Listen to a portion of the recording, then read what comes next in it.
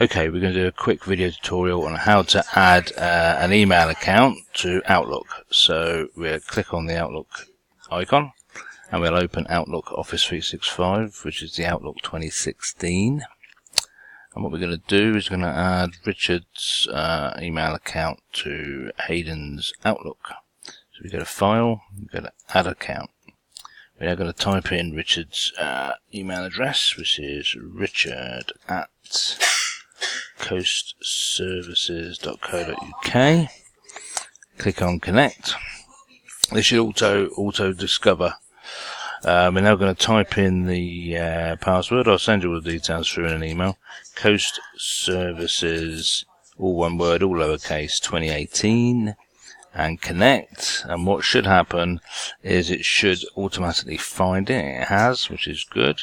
There's a little glitch that Microsoft actually recognizes that initially will stop emails coming in. So even if we click send and receive, usually nothing happens. This can be resolved quite easily by going back to File, go into Account Settings, highlighting the one we want to affect, click on Change. We then go to More Settings, and then along the top here we go to the third tab, which is Advanced, and halfway down we'll see Root Folder Path. And what we do is we type in there the word Inbox.